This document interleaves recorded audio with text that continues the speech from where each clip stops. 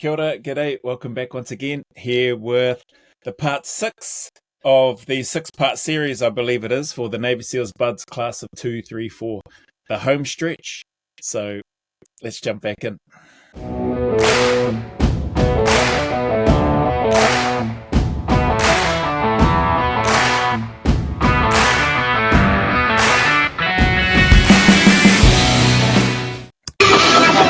Keep charging.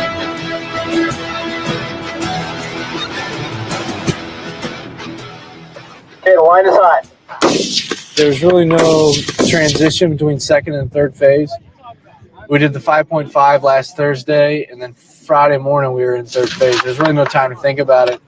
Class 234 begins third phase, tired but eager to train. 2, 1. Today, the emphasis is on weapon safety and proficiency with the M4 rifle. Safety is the rule. One mistake here can be deadly. Bring your hand up and lock it. Job is very dangerous. Your magazine low. All right, is that working? Any instructor out here can recall. Look at that belt webbing. That's the type of belt webbing. Well, that's a bit flash. That's a bit flashier than what we got issued when we went through, or when I went through my basic training in the New Zealand Defence Force. But later on, as we started to try to make our webbing a bit nicer, a bit flashier and more comfortable, it probably started looking a little bit similar to those. Pretty interesting. I don't see any of that type of webbing these days, it seems, with regards to what operators are wearing or soldiers are wearing these days. Seems to be more geared towards chest rig setups. Numerous times where it's been life and death. We train very hard. We almost train harder than we would on deployment. We train how we fight. It's very serious, it's very realistic, and it is very dangerous. I've lost friends in training. It's a dangerous job. Very dangerous. Qualifying to shoot accurately and safely under timed scenarios will include... That looked like a big flinch there, just that last shot of the person that it showed squeezing the trigger. passing a timed weapons assembly test while identifying every moving part. Are you lollipopping this thing? Yes. Okay. Lollipopping is when you take your front sight post and this is your target. Let's go 3. You want to take it so it's right here and it looks like a lollipop with your front sight post is the stick and this is the head of the lollipop. Makes a better sight picture and you can compensate with your sights moving it up and down so that when you shoot, even though you're aiming here, your bullet will actually impact in the center of the target. The philosophy in BUDS is the training's never over. It's not over after you make it through first phase. It's certainly not over after you make it through dive phase. When you get to third phase, a lot of your SEAL core training is just beginning. As far as, like I said, demolition tactics, land warfare. You get a feel of seriousness real quick, and just the mood of the instructors and everybody around it. You know that you better lock it on and pay attention and know what the heck you're doing because it's dangerous stuff. So what these guys are doing right now, we're the first week of 10 right out here at Camp Pendleton, and this first week we're just concentrating on rifle work, the M4s, getting these guys proficient, getting them qualled up. Target. Third phase instructors treat us a lot differently. It's better quality of life. It's more relaxed, I think, but yet still professional, still locked in because obviously safety is the most important thing in third phase out of any phase. I think we're treated a little bit more like people, a little bit closer to that goal. So that's definitely nice. Good job. A lot to be said for learning to shoot and or shooting through and using the iron sights. I think that's a great skill. Even on my basic, we had a 1.5 magnification scope on the Steyr, which I thought was cool. I didn't know any better. I was never a gun person. Didn't grow up in and around guns before joining the army, so that was my first experience and handling of weapons. But I think I enjoyed when I got my hands on an M4 or an M16, then an M4, and learning to shoot using those iron sights. MP5 shooting on there was good as well, but it wasn't. We're not talking the distances that you're using with your rifle, with an M16 or with an M4. And so then when it comes time, I found anyway, when it came time to then having the opportunity to have a scope on, it made a huge difference, at least for me. I feel like it made my shooting better. So seeing these guys using the iron sights, I'm sure they're they'll progress. Maybe they'll progress onto using some type of scope in that during this phase. But it's just cool to see them using the iron sights and shooting that way, or at least learning and getting better at their marksmanship skills. Closer to the goal does not mean easier or less risk. It means the stakes get higher. All right, so number 5, number 6, 4 seconds, 2 shots each. The problem we get in third phase is they start breaking down medically. Here we go. Breaking down medically is everybody's fear. It can happen suddenly. Step off the line. Actually, I'll give you a whistle. I think he just rolled his ankle, took a bad step coming down the mountain. It looked like he sprained his ankle really good. He got rolled back, and he'll probably join up with the next class once they hit third phase.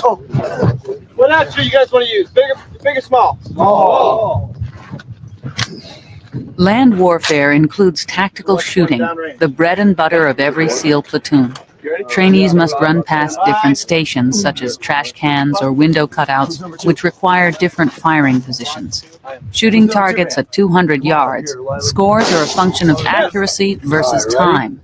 Fast is slow, slow is quick, quick is smooth. We've had some guys who've had a problem in dive phase and they come to third phase and they shine. What was it? Fast is slow, slow is quick, quick is smooth. Something like that. That I can't remember what she said. I'm not going to rewind it. But slow is smooth, smooth is fast is the term that I'm used to hearing and heard in. I think I might have heard it first in Australia. Maybe I heard it here in NZ first. I think for some reason I feel like I heard it first when I was in Oz.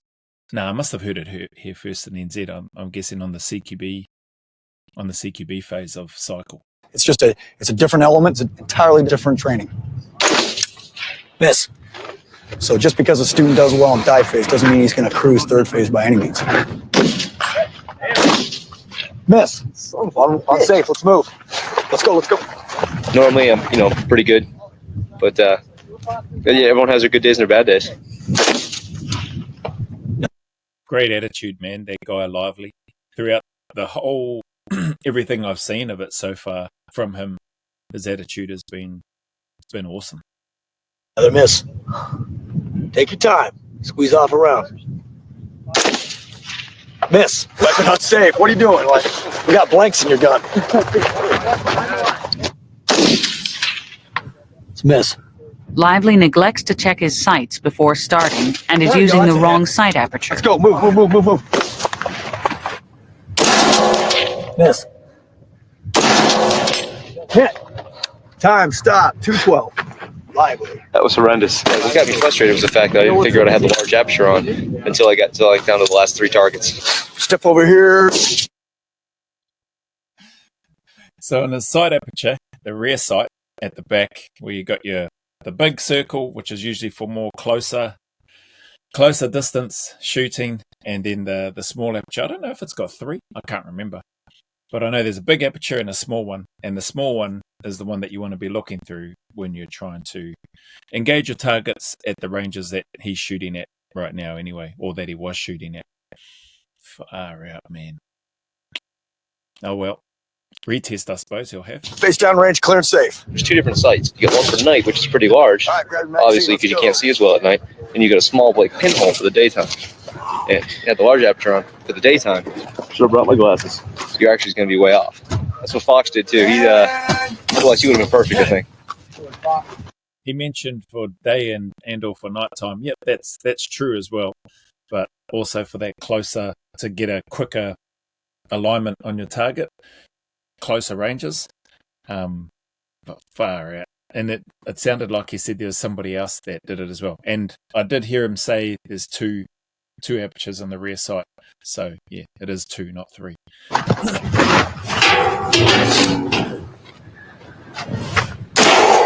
Miss.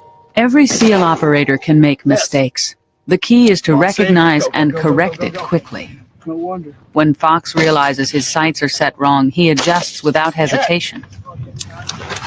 I've hunted all my life, and I'm pretty good with long-range rifles. Hit.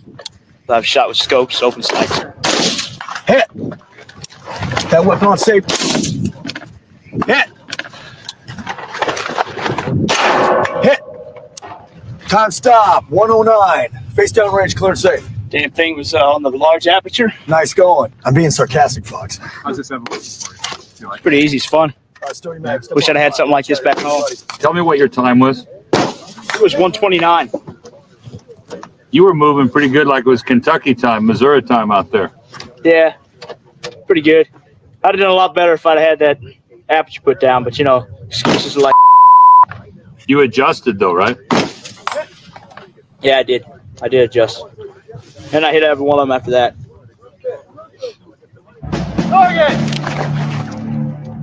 Class 234 is now mastering the skills of shooting, but the targets are only paper or metal. The students know they remain apprentices in a combat profession. So right when that shot goes off, you start squeezing it. It's nice to actually touch guns now and they treat us as men in this phase, give them a little more responsibility. You see the black specks? Yeah. Are you sure? Yes. Is your left and your right arm? SEAL instructors do not let the class celebrate anything short of excellence. Chira qualifies after 2 failures, but is dropped down for not doing it right the first time. Hey, Chira. It took you long enough. Yeah. All right, welcome to the club. That guy helped you a lot, huh? Extremely helpful, yes. What was the problem, you think? Chira, you are off the list. Chira. Just technique. Chira, I'm going to pull you off by NQ. It's a no qual. And put you over on the E section. I can't believe it. Drop down. Sharing hardships creates a bond that many envy and few will ever understand. See, the only way you can tell me in car apart right now? He's wearing a jacket. He's wearing, no, he's got a jacket on. But no, it's all camouflage. Y'all, it's the same. That doesn't count. But he's a lefty. Yeah. Everybody, close your eyes real quick. Close your eyes Class real quick. 234 is now a band of brothers. Who's who? You don't know, do you? Exactly. What's up, Lively?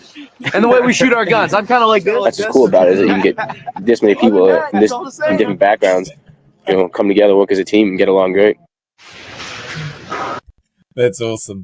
Hard case to see the camaraderie that they have, and those are bonds that, man, they'll never be broken for them. The guys that have been through what they've been through, even getting to that stage, seems like they're on that, like it says, the home stretch to get to the end of their 6-month-long selection process to become a Navy SEAL.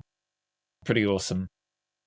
And again, awesome to make those bonds and connections with their brothers that they'll have for life. CQD stands for Close Quarters Defense. It is a system that's been developed to respond to both shooting and non-shooting threats during naval special warfare missions. Slowly roll towards edge flash, don't move. CQD techniques demand discipline and total focus, a taste of the aggression and control combat requires. Don't move. Do you have any weapons on you? No. Don't fight me, don't resist, and you're not going to get hurt. We want these guys to be the most dynamic and the most aggressive in the fight.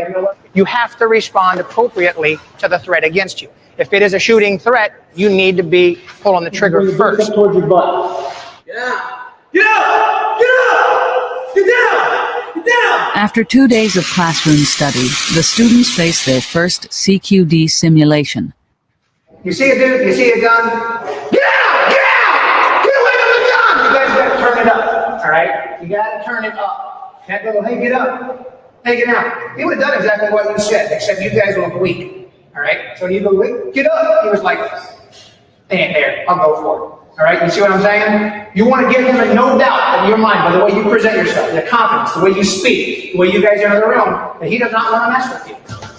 I've never been in a gunfight before where someone's shooting at you and you and your buddy are either shooting back or if he's not shooting, just trying to keep control of him. And it kind of brings it closer to home really quick about just how real it can get and how easily you or your friend could get shot if you screw up. Indecision must be quickly replaced with the assertiveness needed in any combat action. Bring him towards me. We want guys to be aggressive, dynamic warriors. And we're preparing these guys to go to war. But on the flip side, we want to develop the person, too, so that you succeed not only in battle, but that you succeed in your personal life. And anything you attempt to take on, you're going to be successful. Index, let him go. You're on the wall. Class 234 now moves to San Clemente Island. There are 3 weeks left until graduation. we come out to San Clemente Island because it is so high risk. Everything, all the live fire evolutions, the demolition ranges, the water work, the sleep deprivation, the nights, the tired nights where their concentration has to be so dialed on to ensure, number one, their safety. They're not killing each other or blowing themselves up on the range or blowing us up, worse. So, yes, the focus, the stress is all there, and we're going to cram it down their throats and see how they react. You already inflate them? Yeah. The original mission for SEALs was as underwater demolition team frogmen, clearing beaches of obstacles before an amphibious assault. This, simply put, is a bomb. A 50-pound bomb. 25 pounds of C4 in each one of these green purses.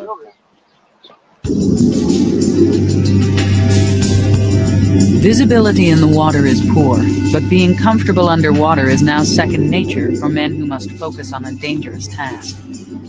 You're looking at getting washed in with the waves and getting washed back out, and you're trying to keep yourself there. It's a lot of work. You're really having to work those legs a lot with those fins, trying to keep there in your spot, and you have to kind of get used to not so much fighting against it. You have to try and work with it. The class moves a safe distance away for detonation. Everything seems to be in place, but the results are unsatisfactory.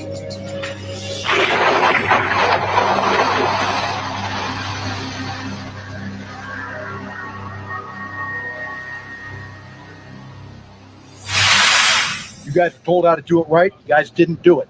The charge was supposed to go off in 14 minutes. They were told how to calculate it. The charge went off in a little over 18 minutes. You guys to do it right, especially when we're dealing with demo. We tell them to go ahead and make sure that once they do the calculations that they do a test burn. We do not know They didn't when do exactly that. thing's going to be going off, or you guys are not 100% sure when it's going off. Do you think that's something we might want to know?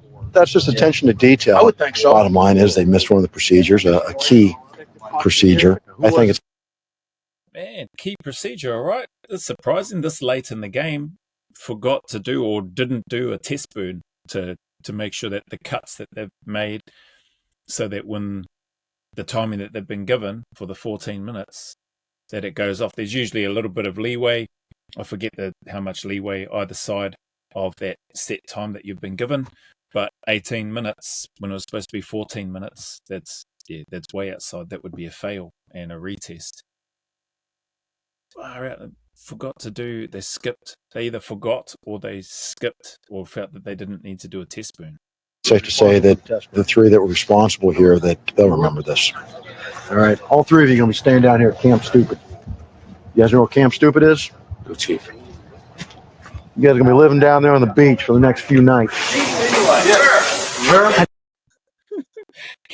Camp Stupid, living down on the beach for the next few nights. Yeah, they'll remember that part of the procedure again for sure. Had this been an actual combat scenario, SEALs could have died. The chief will use this opportunity to deliver a strong message on trust between officers and enlisted men. So you just get thrown into these situations. You have to focus on doing it right, or else you're going to get dropped. You know, you're going to hurt yourself or hurt your buddy. You were told to do a test burn today. I think he was under the impression that it was done. Next time he gives someone the task of doing a test burn, you think he's going to trust them to do it? I hate micromanagers, but this is how we create them. That time fuse was almost 4 minutes off. The test burn was not done. As enlisted guys, we have to make sure that officers are able to trust us. When they give us a job to do, we can already tell them it's been done. This is not how you create trusting officers. Is there any questions on this? Time for excuses and all that stuff? It's over.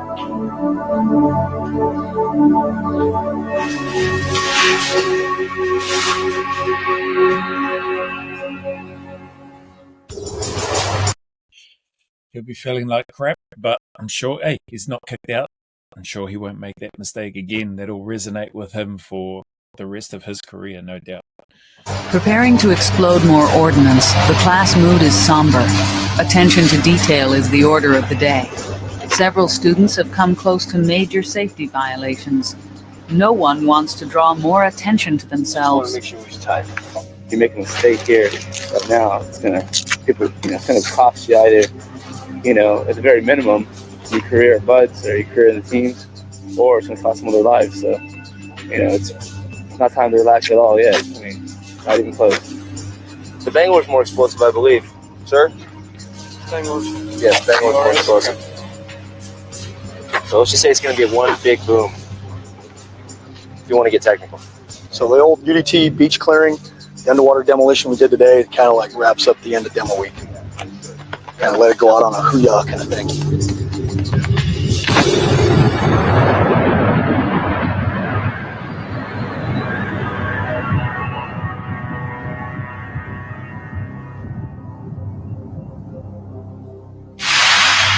One challenge of third phase is the relentless 7-day-a-week schedule. Meant to simulate the stress of combat, the students will sleep whenever and wherever they can. It sucks. There is no sleep. Everyone, you get pretty tired, and every time you can try to take a cat nap, you squeeze one in. Even if it's just 5 minutes, you just sit down and close your eyes for 5 minutes. But you just got to deal with it. Your body gets used to it, I suppose. As long as I'm doing something, sleep deprivation doesn't really bother me all that much. We stop and watch things, listen to and breathe. Keep your mind. I just get so tired. Listen up to the commands. I can't fight my eyes open anymore. To our satisfaction. And even though I stand up, I'll still start falling asleep. Today we're And going to practice it. I'll wake up in the middle of a pitch or a yaw to the one side or the other. I'm like, oh geez, here it goes. Yes, I did fall asleep. That was just not good. That was, completely unprofessional. Tell what you do. Look at Bevy. Get your back straight. Do not disrespect the instructor staff again like that. Or your proctor. Are we clear? Yes, instructor Joe. Fortunate. I think he was dozing off to sleep a few other times, and which is understandable too during the process. But yeah, you would. I'm just thinking of selection. You definitely have a target painted on you. In my opinion, anyway, if you are consistently dozing off to sleep while the instructors, especially while the instructors are talking to you and teaching, running a lesson or delivering a lesson, not a good look. Recover, get out of here. Yeah, sure, yeah.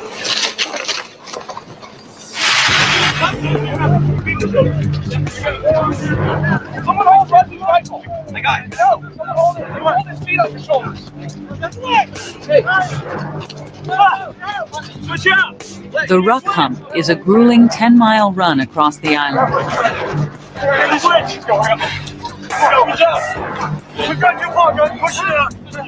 Each man carries a rucksack loaded with sand weighing over 40 pounds. Everyone takes a turn at being wounded and must be carried as well. SEALs are trained never to leave a man behind. Go. Go, carry that look. Hold squad. Stay on your chest. Exposed man. Push down. Go. Come on, pull out. Go to right. At the end of the hump, there is a surprise weigh-in. It is an integrity check. What the hell did you guys give me? The class was told to make every pack, including the instructors, weigh between 40 to 50 pounds. Woo! You guys gave me all 55 pounds of love. Hooking the proctor up. Thanks for hooking the proctor up, fellas. Now the instructors wait to see if anyone cheated. Oh no! What? Back up! Hey, back up! Potter is the first man discovered to have an underweight pack. Now it's on there. Look at that back. Yes, that thing teetering. Oh. Yeah. Now, Lively. Your kid. Lively's pack is found to be underweight as well. Drop down with your partner over there. Take your rock. It's too close to being. You tried extra hard, Lively, to get that thing. You're good, son.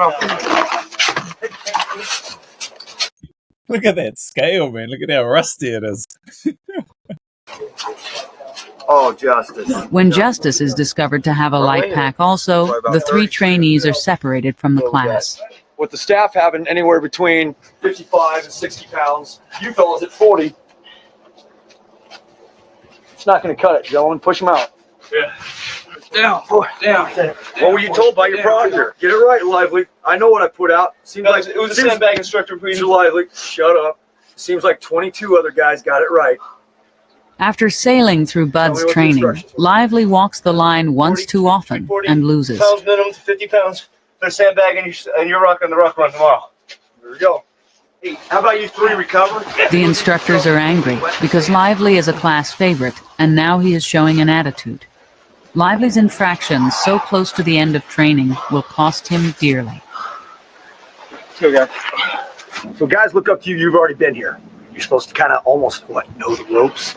You're setting guys back. And you're irritating myself and the rest of the instructor staff because we're constantly having this knockout problem with the same people every single time. You're supposed to graduate your discipline, right? Integrity. Do you think every time we turn our back, you pull some crap like that, that's discipline? Is that going to happen in teams? It's the biggest thing to get you kicked out of here. Director training standing over there. It's our call. You can pass everything, that's fine. But if you don't have the integrity or the discipline to do the right thing when we're not watching, then you're useless to us. Yes, sir. Now spotlight's back on you.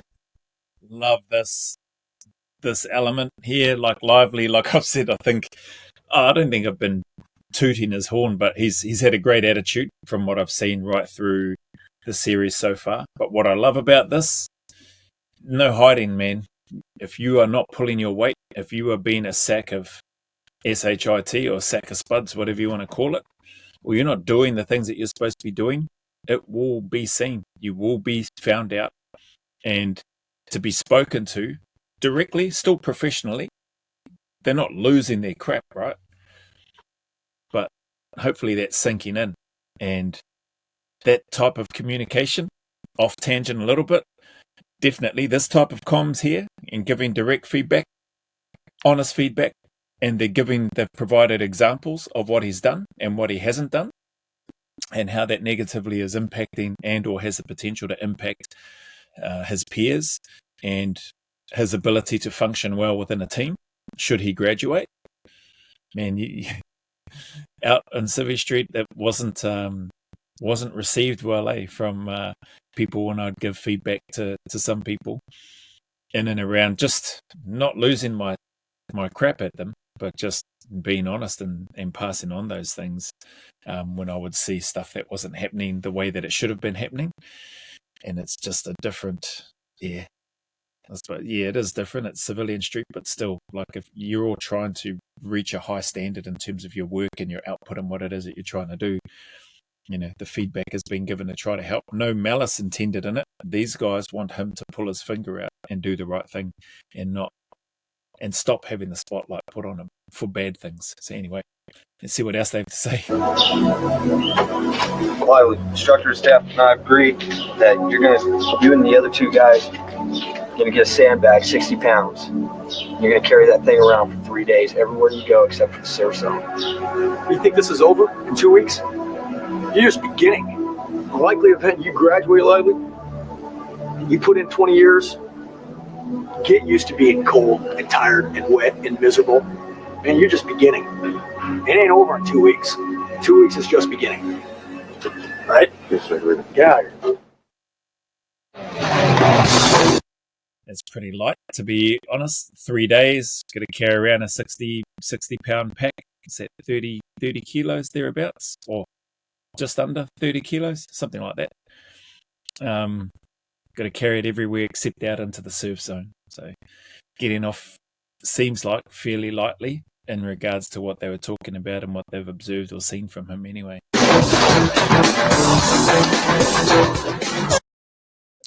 Week 7, day 5, Chow PT Frog Hill Run.